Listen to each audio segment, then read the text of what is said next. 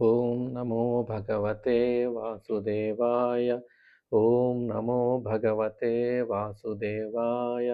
ఓం నమో భగవతే వాసుదేవాయ. హరే కృష్ణ. అందరూ ఎలా ఉన్నారు? దేవుని ఆశీస్సులతో అందరూ బాగున్నారని ఆశిస్తా ఉన్నాను. నా ఛానల్ శ్రీపదానికి మీకు స్వాగతం. ఇక్కడ మనం మాట్లాడుకోబోయే మాటలు, నేర్చుకునేటువంటి శ్లోకాల అర్థాలు మనల్ని మన మనసును ఒప్పించి ఒక మంచి మార్గం వైపు ప్రయాణం మొదలుపెట్టేలా చేయాలన్నది నా సంకల్పం. ఎప్పటికే కనుక మీరు మంచి మార్గంలో ఉంటే దానిలో అత్యున్నత స్థాయికి చేరాలని సంకల్పం చేసుకుంటూ ముందుకు వెళ్దాం రండి. మీరు ఇప్పటికే గమనించి ఉంటారు, నేను చేసేటువంటి వీడియోలు 2 సీరీస్ నెంబర్లతో వస్తున్నాయి. ఒకటి జీ సీరీస్, రెండోది బీజీ సిరీస్. బీజీ అంతా కూడా భగవద్గీతకు సంబంధించినటువంటి సిరీస్. జీ అనేటువంటిది జనరల్ సబ్జెక్టు, జనరల్గా మనం మాట్లాడుకోబోయేటువంటి విషయాలు అనేటువంటిది మీరు గమనించండి. అలాగే ఈ శ్రీపదం ఛానల్లో ఇప్పటివరకు భగవద్గీతను పరిచయ వీడియోలు, లింక్స్ అన్ని డిస్క్రిప్షన్లో ఇస్తాను. మీలో ఎవరైనా భగవద్గీత మీద ఇంట్రెస్ట్ ఉన్నవాళ్ళు ఆ సిరీస్ని కూడా చూడవచ్చు. ఎలా ఉంటుంది మన సామాన్య భాషలో మాట్లాడుకుంటే భగవద్గీత అనేటువంటిది. ఈరోజు నేను ఇక్కడ మాట్లాడిపోయేటువంటి అంశం ధర్మం. అంటే ఒక మిత్రుని కోరిక మేరకు ఈరోజు నేను ఈ విషయాన్ని మాట్లాడాలని అనుకుంటా ఉన్నాను. ఎందుకంటే ధర్మం అంటే ఏమిటి అనేటువంటిది అతను అడిగిన ప్రశ్న. ఇది వివిధ చోట్ల వివిధ రకాలుగా ఉంది. ఇది మరి అసలు ధర్మం అంటే ఏంటి అనేటువంటిది వారు నన్ను అడిగారు. కానీ వేరు వేరు చోట్ల ఎలా ఉందనేది నాకు తెలియదు. కానీ నాకు తెలిసినటువంటి ధర్మం గురించి మాట్లాడేటువంటి ప్రయత్నం నేను చేస్తాను. ఒకసారి ధర్మం యొక్క అర్థాన్ని కనుక మనం చూసినట్లయితే సంస్కృతంలో ధ్రువ్ అనేటువంటి ధాతువు నుంచి వచ్చిన పదమే ధర్మం. ధ్రువ్ అంటే ధరించేది అనేటువంటి అర్థం, నిలుపుతుంది అనేటువంటి అర్థం. ధ్రువ్ అంటే కాపాడుతుంది అనేటువంటి అర్థం. దీంట్లోంచే ధర్మం అనేటువంటి పదం మనకి పుట్టినట్లు మనం అర్థం చేసుకోవచ్చు. మనం ఇప్పుడు ధర్మాన్ని 2 కోణాల్లో చూసేటువంటి ప్రయత్నం చేద్దాం. ఒకటి ఆధ్యాత్మిక కోణం, రెండోది భౌతిక కోణం. ఎందుకంటే ఏవి చూసినా మనం ఈ 2 విధానాల్లో చూస్తేనే మనకి అవగతం అవుతుంది దేని లోతులైనా కూడా. మన జీవిత ప్రయాణంలో మనం తరచుగా వినేటువంటి మాటల్లో ధర్మం అనేటువంటి మాట ఒకటి. అంతెందుకు మన శ్రీపదం ఛానల్లో కూడా మనం ఏం మాట్లాడుకున్నాం? ధర్మం, జ్ఞానం, భక్తి, సేవ. ఈ 4 మార్గాల గురించి మన ఛానల్ మాట్లాడుతుంది అనేటువంటిది మీకు మొట్టమొదటి వీడియో, ఉపోద్ఘాత వీడియోలో నేను చెప్పాను. అంటే నిజంగా నా ధర్మం మీదే అన్ని ఆధారపడి ఉంటాయనేటువంటి చెప్పడం నా ఉద్దేశం. అలాగే అసలు ధర్మం అంటే ఏంటి అనేటువంటి తెలుసుకునే ప్రయత్నం మనం ఇక్కడ చేద్దాం. ధర్మం అనేది కేవలం ఏదైనా ఒక మతానికి సంబంధించిన పదమా? లేకంటే ఏదన్నా పూజలు, ఉపవాసాలు, వ్రతాలు ఇలాంటి దానికి సంబంధించిన పదమా? లేదంటే జీవనానికి సంబంధించిన ఒక లోతైన సూత్రమా? అనేటువంటిది మనం అర్థం చేసుకోవాలి. ఇందులో ధర్మం అంటే ఎక్కడి నుంచి, దేని నుంచి పుట్టింది? లేదంటే దేనికి అప్లికబుల్ ఇది అనేటువంటిది. మనం ఇప్పుడు అది చూసే ప్రయత్నం చేద్దాం. నాకు తెలిసి నేనేమంటానంటే ధర్మం అనేది అసలు ఒక మతం కాదు. ధర్మం అనేది ఏంటంటే ఒక జీవన విధానం. మనం దాన్ని గట్టిగా విశ్వసించాలి. మతం అంటే ఏంటంటే ఒక మార్గం. ఒక వెళ్ళాల్సినటువంటి ఒక మార్గాన్ని నిర్దేశించేది మతం అవుతుంది. కానీ ధర్మం ఒక లక్ష్యాన్ని నిర్దేశిస్తుంది. మార్గం కాదు. మార్గం నడవటానికి, వెళ్ళటానికి ప్రయత్నం చేసేటువంటి ఒక మార్గం. కానీ ఈ ధర్మం అనేటువంటిది చిట్ట చివరి లక్ష్యాన్ని మనకి చెప్పేస్తుంది. లక్ష్యం ఏంటి అనేటువంటిది. కాబట్టి మతం అనేది వేరు, ధర్మం అనేటువంటిది వేరు. ఆ 2 ఎక్కడ పొంతన, పోలిక ఉండదనేటువంటిది మనం ఇక్కడ అర్థం చేసుకోవాలి. సత్యం, అహింస, దయ, కర్తవ్య నిబద్ధత ఇవన్నీ కూడా ధర్మం యొక్క లక్షణాలు. సత్యం, అహింస, దయ, కర్తవ్యం ఇలా ఏవి చూసుకున్నా మనం ఇవి ధర్మం యొక్క లక్షణాలు. కానీ మతంలో చూసినా గానీ, ఏ మతంలో చూసినా ఇవన్నీ ఉంటాయి. ఉండవని కాదు. అసలు ధర్మం పుట్టుపూర్వోత్తరాలు గనక మనం చూస్తే సంస్కృతంలో ధ్రువ అనే పదం నుంచి వచ్చిందనేది మనం చూసాం గదా! అంటే ధ్రువ్ అంటే నిలబడటం అని కూడా మనం చూసాం. కాపాడుతుందనే మాట కూడా చూసాం. అంటే ఏది మనిషిని నిలబెడుతుందో, ఏది సమాజాన్ని కాపాడుతుందో, ఏది లోకానికి క్రమాన్ని, ఒక నిర్దిష్టమైనటువంటి క్రమాన్ని ఇస్తుందో దాన్నే ధర్మం అనేటువంటి అర్థంగా మనం భావించాలి. అంటే ఇప్పుడు 2 అర్థాలు తెలుసుకున్నాం మనం. దీనికి ఆధ్యాత్మిక కోణంలో, భౌతిక కోణంలో చూద్దాం. ఈ చెప్పినటువంటి పదాల యొక్క ధర్మం యొక్క వివరాలని. ధర్మం గురించి ఆధ్యాత్మిక దృష్టితో మనం మాట్లాడితే ఎలా ఉంటుందంటే, ధర్మం అంటే మన నిజ స్వరూపాన్ని గుర్తు తెచ్చుకోవటం. ఆధ్యాత్మిక ధోరణిలో చెప్తున్నాను. అంటే అని భగవద్గీత చెప్తుంది. అంటే నీవు ఈ శరీరం కాదు, నీవు ఆత్మవు అనేటువంటిది నిజ స్వరూపం. కాబట్టి ఈ నిజ స్వరూపాన్ని మనకు గుర్తు చేసేటువంటిది ధర్మం.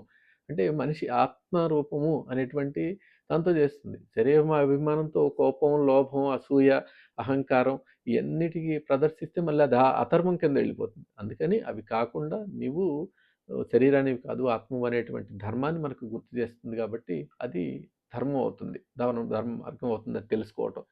హ్మ్.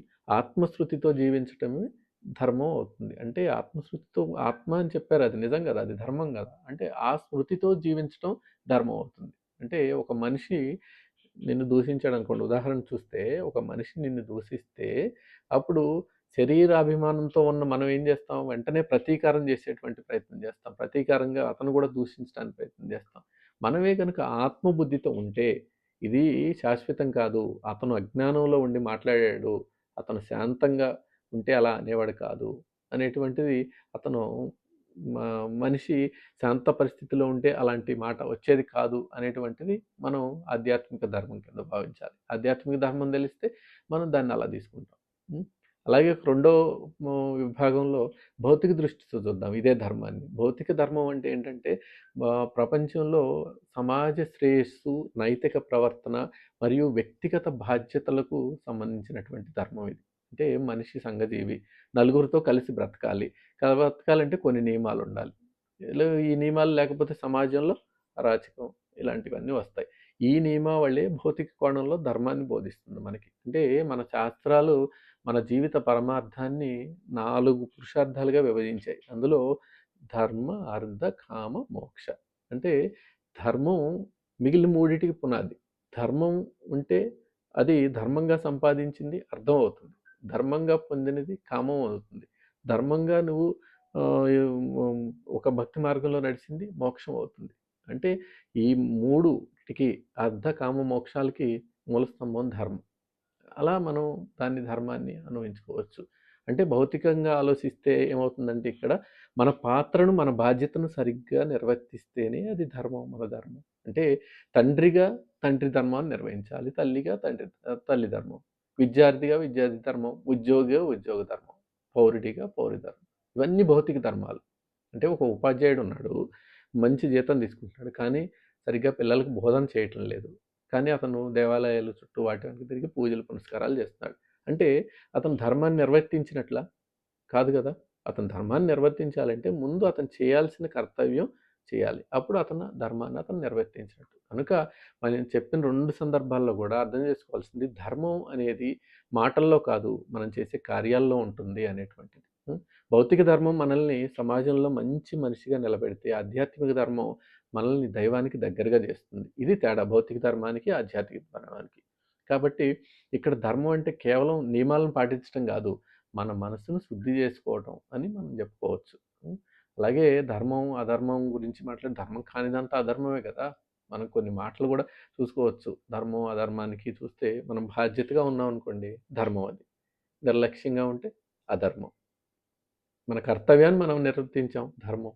స్వార్థంగా ఉంటే అధర్మం. సమత్వాన్ని పాటించాం ధర్మం.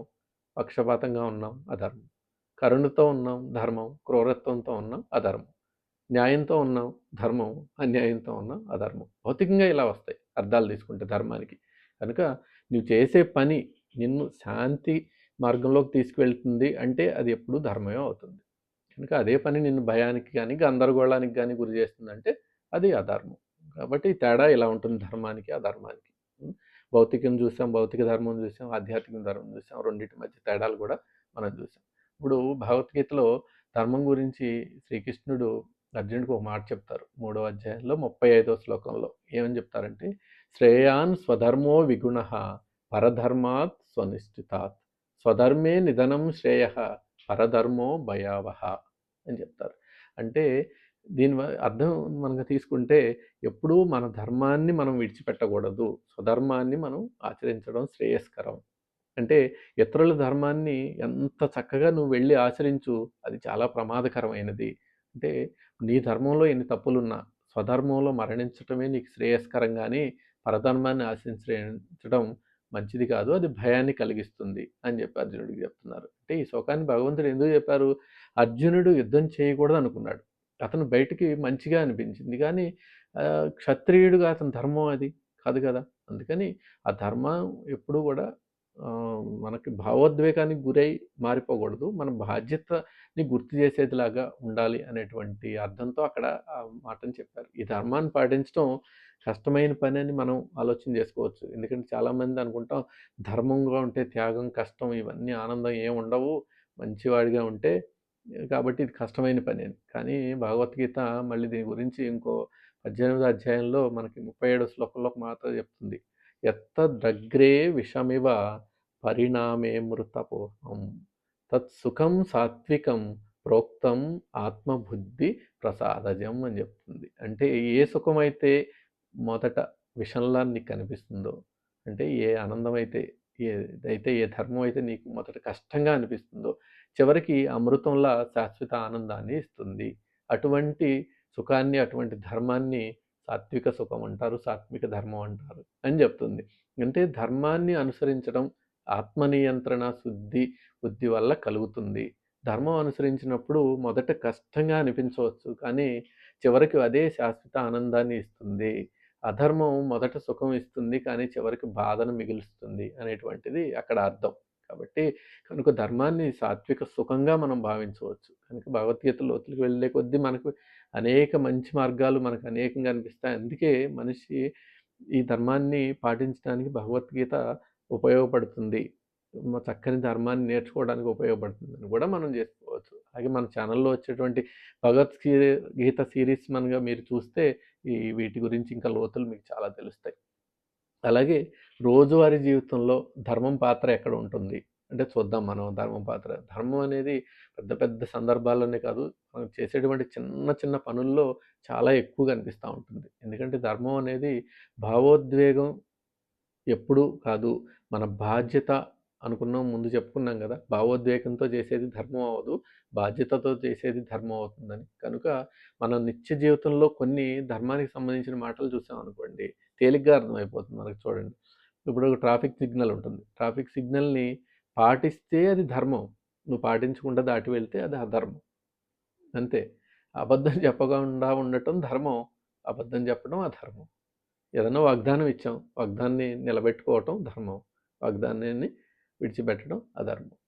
ఇతరుల హక్కులను కాపాడటం ధర్మం, వాళ్ళ హక్కులను కాలరాయటం అధర్మం. అంతే. ఇలా మనం ధర్మాన్ని రకరకాలుగా అన్వయించుకోవచ్చు. ఇంట్లో చూస్తాం భార్యని భార్య గౌరవించడం ధర్మం, అది ఇద్దరు మధ్య గౌరవ మర్యాదలు లేకపోతే అది అధర్మం. కాబట్టి ఈ ధర్మాన్ని మనం ఇన్ని రకాల నిత్య ధర్మాలను కూడా మనం చూసుకోవచ్చు ఇక్కడ. మరి ఈ లోకంలో, ఈ ప్రపంచంలో ధర్మం మరియు శాంతి ఉందా ఇప్పుడు అంటే లేదు, లోపించింది అని మనం మాట్లాడుకుంటూ ఉంటాం. లేది లోపించింది అంటే ఎందుకో తెలుసా, ప్రతి ఒక్కరూ కూడా తన హక్కుల గురించి మాత్రమే మాట్లాడటానికి ఇష్టపడతా ఉంటారు, కానీ వారి యొక్క ధర్మాల గురించి ఆలోచించడం ఎవరు చేయరు. హక్కులు మాట్లాడేసి వదిలేస్తారు. ధర్మాల గురించి కూడా ఆలోచిస్తే ఏంటంటే అప్పుడు ప్రపంచం మంచి శాంతి వైపు వెళ్తుంది.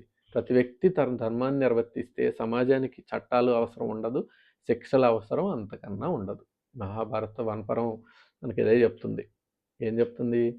ధర్మ ఏవ హతో హంతి ధర్మో రక్షితి రక్షిత తస్మాత్ ధర్మో నహంతవ్యో మానో ధర్మహతో వదీత్ అని చెప్తుంది. అంటూ ధర్మో రక్షతి రక్షిత, ధర్మాన్ని నువ్వు రక్షిస్తే ఆ ధర్మమే మనల్ని రక్షిస్తుంది. కనుక ధర్మం అనేది ఒక జీవన మార్గం అని మనం భావించాలి. ధర్మం అనేది ఒకరోజు పాటించి ఒకరోజు విస్మరించేటువంటి విషయం కాదు. ఇది నిత్యం పాటించాల్సినటువంటి విషయం. పుట్టిన దగ్గర నుండి జీవితాంతం నడిచే మార్గంలో మన ఆలోచన ధర్మంలో ఉండాలి, మాటల్లో ధర్మం ఉండాలి, చర్యలో ధర్మం ఉండాలి. ఈ మూడు కలిస్తేనే సంపూర్ణ ధర్మం మనం పాటిస్తున్నట్లుగా భావించాలి. కాబట్టి ముగింపుగా మనం ఏం చెప్పుకోవచ్చు అంటే, ధర్మం అంటే భయంతో చేసే పని కాదు, లాభం కోసం చేసే పని కాదు, అంతరాత్మ ఒప్పుకొని చేసేటువంటి పనే ధర్మం. భగవద్గీత చివరిలో కృష్ణుడు చెప్పిన సారాంశం కూడా ఇదే కదా, నీ కర్తవ్యం నువ్వు చేయి, ఫలాన్ని భగవంతుడికి వదిలే, సమత్వంతో జీవించు, భారతీయ సనాతన ధర్మం కూడా మూలస్తంభం ఇదే. ఈ మాటల మీద భారతీయ సంస్కృతి కూడా నిలబడి ఉంది, ఈ ధర్మం యొక్క దీని మీద.